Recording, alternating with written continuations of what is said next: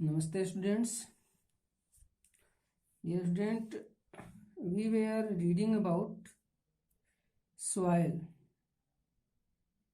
and we have also read that what is soil and what are composition of soils. But today in this video we will study about formation of soil. As you are seeing, today's topic that is the formation of soil, यानी कि मिट्टी का निर्माण कैसे कैसे होता है. Dear student, it is a very slow process and formation of soil is a very slow process and it takes thousands of years to form the soil. On the basis of formation, there are two type of soil. First is the transported soil. Second is the residual soil. Residual soil एक transported soil है और दूसरा residual soil है. On the basis of formation, उसके formation के आधार पे हम लोग दो पार्ट में इसको कैटेगराइज करके पढ़ेंगे. Dear student, you have already read that weathering process break the rock into small particles and these small particles carried away by the agent of gradation and at last it deposited it into lowlands. ये पहले ही पढ़ाया जा चुका है कि rock particles क्या होते हैं. वेदरिंग प्रोसेस की वजह से बहुत सारे छोटे छोटे टुकड़ों में बढ़ जाते हैं. जितने भी रॉक्स होते हैं वह वेदरिंग प्रोसेस से छोटे छोटे स्मॉल टुकड़ों में बढ़ते हैं. And after the agent of gradation, gradation का जो एजेंट हैं जिसमें विंड, आइस, रिवर्स या running water etcetera, they carried away with that small particles and deposited them in the low land. उसको बहा कर ले जाते हैं, उसको ले जा करके जो लो लैंड होता है उसमें जमा कर देते हैं. And with the passage of time these particles changes into soil. और यही जो पार्टिकल्स होते हैं कुछ समय के बाद किसमें कन्वर्ट हो जाते हैं, सॉइल में कन्वर्ट हो जाते हैं. Dear student, such type of soil particles which carried away, चाहे रॉक पार्टिकल्स कर सकते हैं, such type of rock particles which carried away from the distance place and converted into soil, that is known as transported soil. इसी को हम transported soil कहते हैं. Transported soil इसलिए बोल रहे हैं क्योंकि वह एक जगह से दूसरी जगह ट्रांसपोर्ट होकर के जा रहा है. प्रोसेस क्या है, रॉक वेदर्ड होगा, वेदर्ड होने के बाद स्मॉल पार्टिकल्स में बनेंगे. स्मॉल पार्टिकल्स क्या होंगे, एजेंट ऑफ ग्रेडेशन के द्वारा एक जगह से दूसरी जगह ट्रांसपोर्ट होंगे और जहाँ पे लो लैंड मिलेगा वहाँ पे क्या होंगे, वो डिपोजिट हो जाएंगे. इस क्रम में एक लंबा समय लगता है और यह लेयर बाय लेयर क्या होता है, वो सॉइल वहाँ पे डिपोजिट होता रहता है. चूंकि ये ट्रांसपोर्ट होकर के आता है इसलिए it is known as transported soil. But sometimes we see that rock particles weathered and deposited at the same place and that is the known as residual soil. कभी कभी ऐसा भी होता है कि बहुत बड़ा रॉक होता है, रॉक पार्टिकल्स होता है और अकस्मात या टेम्परेचर बहुत हाई हो, फिर जस्ट बाद मॉइस्चर हो जाए, फिर टेम्परेचर, फिर मॉइस्चर, फिर टेम्परेचर, फिर मॉइस्चर. इस क्रम से वो रॉक क्या होता है, अपने आप ब्रेक हो जाता है, वेदर्ड हो जाता है. और वेदर्ड होने के बाद वह कहीं उसका किसी एजेंट के द्वारा, ग्रेडेशन के एजेंट के द्वारा उसका एक जगह से दूसरी जगह कहीं आता जाता नहीं है, बल्कि वो वहीं पे क्या होता है, फैल जाता है. और फैलने के बाद वहीं पे सॉइल का फॉर्मेशन करता है. That is known as residual soil. As example you can see in your field, अपने खेतों में देख सकते हैं जो बड़े बड़े मिट्टी के ढेले होते हैं वह बारिश होने के बाद वहीं पे पानी की वजह से फूट जाते हैं. और फूटने के बाद क्या होते हैं, वहीं पर वो अपने आप फैल जाते हैं और फैल करके उस सॉइल का निर्माण वो वहीं पे कर दे रहे हैं. That is residual soil. इसको हम क्या बोलेंगे, रेसिडुअल सॉइल के नाम से जानेंगे. Dear student, just we have read that it is a very slow process. अभी अभी हम लोग पढ़ रहे हैं कि यह स्लो प्रोसेस है and take many years, thousands years. In this condition sediments which carried away by the agent of gradation they deposited layer by layer. अभी हम पढ़ रहे हैं कि वो क्या होते हैं, एक दूसरे जगह से ट्रांसपोर्ट होकर के आते हैं और ट्रांसपोर्ट होने के बाद लो लैंड में क्या होते हैं, डिपोजिट हो जाते हैं। तो यह जो प्रोसेस है चलता रहता है। एक बार बारिश हुआ तो कुछ जो सेडिमेंट्स हैं वह एजेंट ऑफ ग्रेडेशन के थ्रू बह करके आए और लो लैंड में क्या हुए, डिपोजिट हो गए। फिर कुछ समय बाद दोबारा बारिश हुआ, फिर वेदरिंग हुआ रॉक का, फिर एजेंट ऑफ ग्रेडेशन उसको बहा के लाएगा, फिर क्या करेगा, लो लैंड में डिपोजिट कर देगा। इस प्रकार से एक लेयर बाय लेयर कई लेयर बनेंगे और वही लेयर बाद में चल करके क्या हो जाएगा, सॉइल का निर्माण करेगा। Dear student, and these layers are known as horizon. As example you can see in your book, horizon क्या है, a green color that is the one layer, this is the topmost layer, subsoil layer, weathered rock layer, solid rock layer। ये क्या है, ये सब के सब क्या है, layers हैं। and these layers are also known as horizon। इस layers को ही हम किस नाम से जानते हैं, horizon के नाम से जानते हैं। dear student, these horizons can categorize into 4 parts. The bottommost horizon is bedrock. The bottommost horizon is bedrock and this is the bedrock, bottom horizon, it is the bottom horizon। यहाँ से लेकर के यहाँ तक it is the bottom horizon and it is known as bedrock और solid rock। इनको हम दो नामों से जानते हैं, bedrock या solid rock के नाम से जानते हैं। Dear student, as you can see in this figure,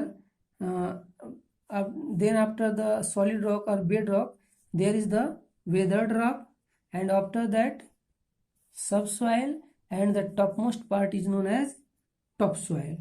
इस प्रकार से हम क्या देख रहे हैं कि these are categorized into horizons are categorized into 4 part। first is bedrock, after that weathered rock, after that subsoil and at last topsoil। Dear student, topsoil is the most fertile soil because maximum humus are found in this top layer, so it is very favorable for the agriculture purpose। इस top soil होता है यह agriculture purpose से बहुत important भी माना जाता है। Dear student, now we will study about the distribution of major type of soil in the various part of India। यानी कि भारत के विभिन्न भागों में विभिन्न प्रकार के जो सॉइल पाए जाते हैं, अब हम उसके बारे में स्टडी करेंगे। Dear student, generally it is classified on the basis of colour and texture. जो सॉइल होता है वो किस बेस पे क्लासिफाई किया जाता है, उसके कलर के आधार पर, उसके टेक्सचर के आधार पर। दैट मीन्स संरचना या बनावट, रंग को देख करके या उसके संरचना या बनावट को देख करके we can classify the soils into various types। In this topic we will study about the type of soil and their quality। हम जिस soil को पढ़ेंगे उस soil की क्वालिटी पढ़ेंगे, उसकी क्या क्वालिटी होती है, and what is the which type of crops can we grow in that soil and where is it found in India। वो कहाँ पाया जाता है, उसकी क्या क्वालिटी होती है, किस प्रकार के क्रॉप्स को हम उसमें उगा सकते हैं, इन सब क्वालिटीज को हम इस सॉइल में पढ़ेंगे। एलुवियल सॉइल, सबसे पहले हम लोग एलुवियल सॉइल के बारे में पढ़ेंगे। It is found in the maximum part of India. That means in maximum part of India, that means Bharat के बहुत सारे भागों में यह जो सॉइल है यह पाया जाता है और specially in the northern plain. Northern plain जो है खास करके उस भाग में यह सॉइल ज़्यादा मात्रा में पाया जाता है। It is form to those sediments which carried away by running water and it is rich in humus, so it is fertile and better for crops. ये स्पेशली बनता कब है, जब रिवर वाटर जो होता है वो अपने साथ जो सेडिमेंट्स बहा कर लाता है, उस सेडिमेंट्स को यू क्या करता है, प्लेन एरिया में छोड़ देता है। और प्लेन एरिया में वही सेडिमेंट्स क्या होते हैं, सड़ने के बाद क्या करते हैं, फर्टाइल सॉइल का निर्माण करते हैं, and that is known as alluvial soil, and that is the most important soil for growing various type of crops. विभिन्न प्रकार की फसलों को उगाने के लिए वो सबसे मोस्ट इम्पोर्टेंट और फर्टाइल सॉइल माना जाता है। We can specially grow wheat and rice in this soil. Next is the black soil. Dear student, this type of soil is mostly found in Deccan Plateau, especially in Gujarat, Maharashtra and Karnataka. And this soil has ability to retain moisture. इसमें moisture को control करने की, रोकने की क्षमता भी होती है। And it is become sticky after wet, जब यह गीला होता है तो जैसे गीला होता है इसमें चिपचिपा हो जाता है, यह चिपचिपा ज़्यादा हो जाता है। And this soil is mostly use for the growing cotton, so it is also known as cotton soil. ज़्यादातर क्या उगाने के काम आता है, कॉटन इसमें उगता है ज़्यादातर, इसलिए इसको हम कॉटन सॉइल के नाम से भी जानते हैं। एग्जाम्पल के लिए you can see in this map that here is the index, यहाँ पे इंडेक्स बना हुआ है, और इंडेक्स के according you can easily understand that which type of soil is found where in India, किस प्रकार का सॉइल भारत में कहाँ पर पाया जाता है। You can see by the help of this map and index.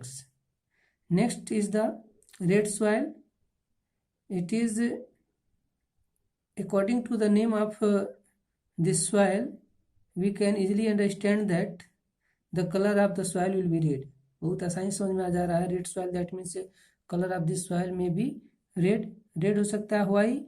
Because in this soil due to plenty of iron particles जो होते हैं वो ज़्यादा मात्रा में पाए जाते हैं। So this soil is known as red soil, and especially it is found in the peninsular part of India. Peninsular part of India, you can see in this map peninsular part of India, जो त्रिभुजाकार figure दिख रहा है, here is the ocean, इस side में भी ocean है, नीचे भी ओशन है, so it is the peninsular part, और इस पेनिनसुलर पार्ट में रेड सॉइल ज़्यादा मात्रा में पाया जाता है। And it is some in amount, it is found in the north east of India. India का जो नॉर्थ ईस्ट पार्ट है उस पार्ट में भी पाया जाता है। और यह सॉइल जो होता है थोड़ा सा पोरस होता है, या इसमें छिद्र युक्त सॉइल यह माना जाता है। नेक्स्ट जो है वह है हमारा रेड सॉइल हो गया। नेक्स्ट हम लोग पढ़ेंगे laterite soil. It is found in the hill slope. यह ज़्यादातर कहाँ पाया जाता है, हिल स्लोप में पाया जाता है। दैट हैव हैवी रेनफॉल, लेकिन वहाँ भी जहाँ पे ज़्यादा वर्षा की मात्रा होती हो।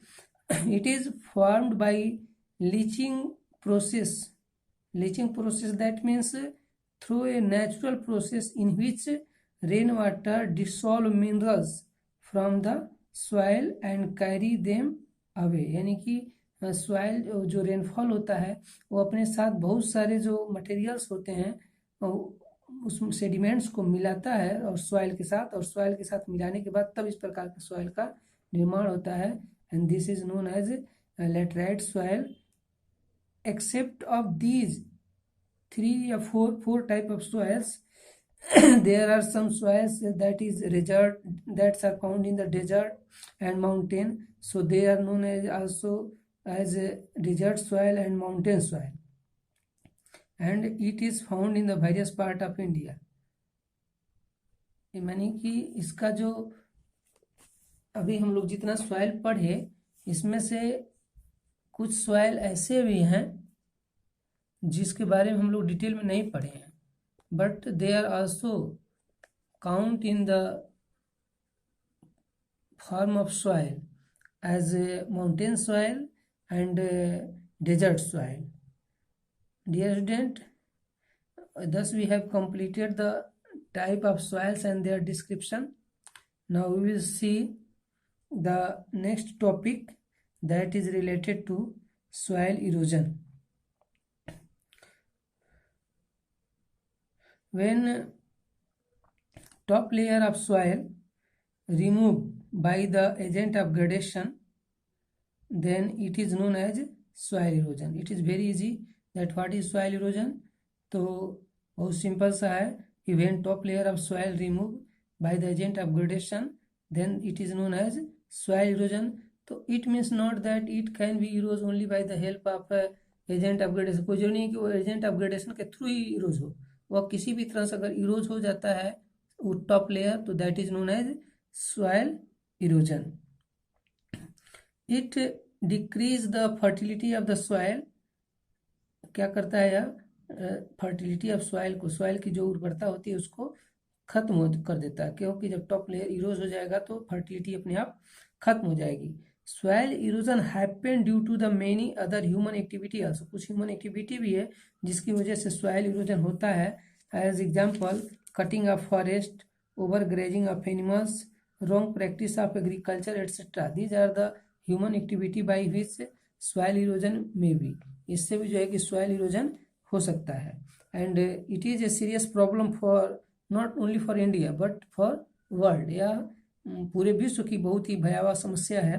And to control the soil erosion, every person should use afforestation. We should use some measures to prevent the soil erosion. as first of all every person should सबको पेड़ पौधे लगाना चाहिए. And practice of crop rotation. Crop rotation का use करना चाहिए, मतलब कि फसलों को बदल बदल करके लगाना चाहिए. एक ही लैंड पार्ट पर जो है, लैंड पीस पर एक ही प्रकार की फसलें हमेशा नहीं लगाना चाहिए. Manage pasture land etcetera. Pasture land भी जो है कि उसको भी मैनेज करना चाहिए, मतलब जो चारागाह वाली जो भूमि है उस पर पशुओं को चराने से कंट्रोल रखना चाहिए. अगर चरा भी रहे हैं तो उसकी बाउंड्री होनी चाहिए. And most important method to control the soil erosion is the awareness and education. We should aware and educate the people about this matter.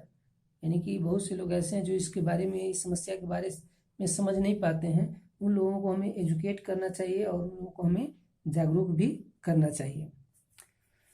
Dear student, now we have completed total 6 chapters. As a homework, you will note the important terms and remember them. As example, you will remember the definition of residual soil, transported soil, alluvial soil, black soil, various layers of soil. You can also remember the definition of what is soil erosion. इन सब topics को आप लिखेंगे और उसको याद करेंगे. Okay, thank you.